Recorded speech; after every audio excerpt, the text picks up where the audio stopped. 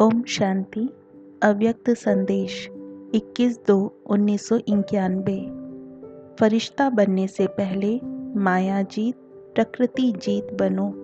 आज double foreigners का याद प्यार लेकर हम बाबा के पास पहुंची तो जाते ही बाबा ने मुस्कुराते हुए मिलन मनाते हुए कहा, आओ मेरे विघ्न विनाशक बच्चे, आओ।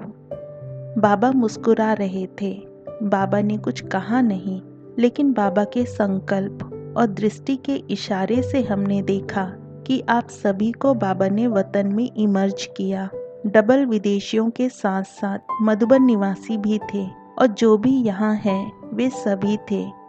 बहुत बड़ा संगठन था। पहले कोई नहीं था, लेकिन 1 सेकेंड में बहुत बड़ा संगठन इमर्ज हुआ। वो संगठन बाबा से दूर था, एकदम समीप नहीं था। बाबा ने पूछा, बच्ची क्या देख रही हो? मैंने कहा, ये तो सभी बहुत बड़े संगठन रूप में वतन में पहुंच रहे हैं। बाबा ने कहा, और ध्यान से देखो क्या है। मैंने फिर और ध्यान से देखा, लेकिन सिर्फ ब्राह्मण ही दिखाई दिए। बाबा ने फिर कहा, और ध्यान से देखो।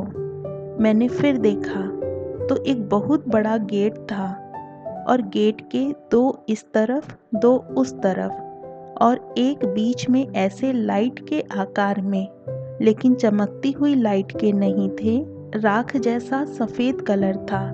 फरिश्तों का रूप तो हजारों चंद्रमा के समान चमकता हुआ होता है, तो यह ऐसे नहीं थे, लेकिन राख जैसे कलर के थे। आकृतियां खड़ी हुई थी।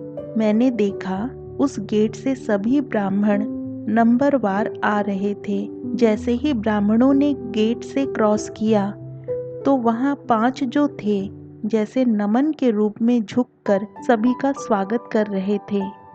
मैं देख रही थी कि ये क्या है। बाबा ने कहा, बच्ची ध्यान से देख रही हो? फिर लाइट के शब्दों में एक बैनर के रूप में दृश्य सामने आया कि ये माया जीत है। माया अर्थात 5 विकार जैसे सरेंडर के रूप में स्वागत भी कर रहे थे और नमन भी कर रहे थे।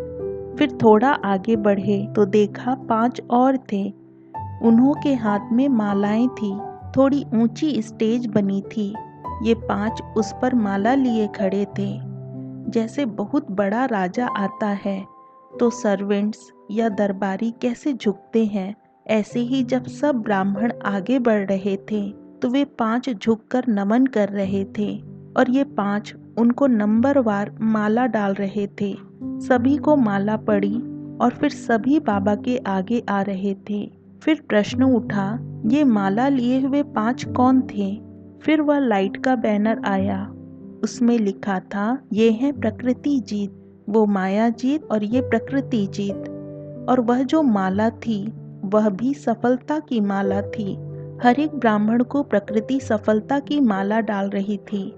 जब सभी बाबा के सामने आए तो जैसे बाबा बाहें पसार कर खड़े होते हैं ऐसे खड़े थे और सभी बाबा की बाहों में आ गए। यह दृश्य ऐसे बन गया जैसे अंगूर का गुच्छा होता है।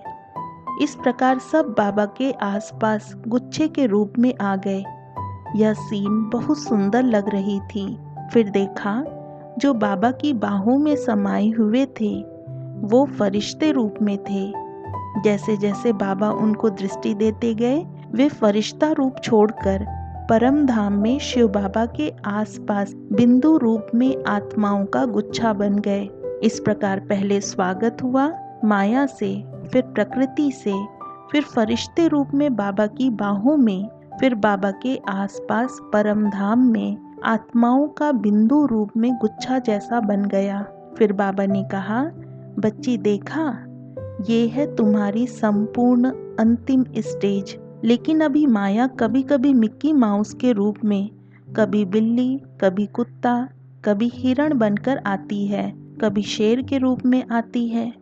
ये माया मिक्की माउस के जैसे खेल कराने बीच बीच में आती है, लेकिन अंत में ये माया तुम्हारा स्वागत करेगी और तुम्हारे आगे सरेंडर होगी और तुम माया जीत और प्रकृति जीत बनेंगे। 5 विकार माया के, 5 तत्व प्रकृति के।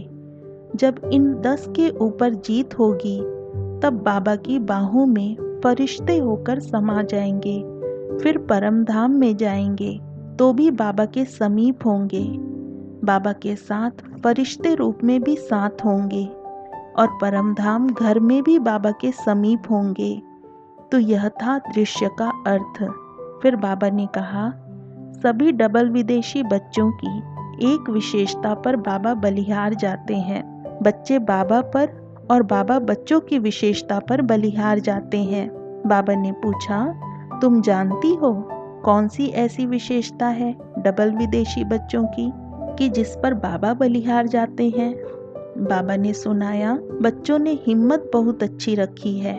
बच्चों की हिम्मत कम नहीं है, इसलिए हिम्मत की विशेषता से चाहे कुछ भी भिन्नता है, लेकिन हिम्मत रखकर भिन्नता को मिटाकर एक परिवार बनकर एक मत पर एक हो गए हैं। इस हिम्मत पर बाबा भी बलिहार जाते हैं। और यही कहना कि बाबा का इस वर्ष विशेष डबल विदेशी बच्चों के प्रति एक ही शुभ आशा कहो या शुभ भावना कहो, शुभ संकल्प है। बाबा से हमको बहुत प्यार है और प्यार भी दिल का है, सच्चा है। लेकिन बाबा ने कहा, प्यार के बीच में माया कभी कभी अचल से थोड़ा अलबेला कर देती है। तो इस वर्ष में किसी भी प्रकार से, चाहे पढ़ाई से, चाहे बाबा के प्यार में, चाहे ब्राह्मण जीवन की मर्यादा में, तीनों ही बातों में अलबेलेपन को एकदम हमेशा के लिए खत्म करना है। ये अलबेलेपन की आहुति इस तपस्या वर्ष के लगन की अग्नि में डालनी है। बाबा ने कहा, प्यार है, प्यार के पीछे सब कुछ कर सकते हैं क्योंकि हिम्मत है। लेकिन माया अलबेलेपन के कारण आती है। अलबेलेपन के कारण ही और कई बातें सामने आती हैं। तो इस वर्ष सबको अलबेलेपन की आहुति देनी है। ओम शांति।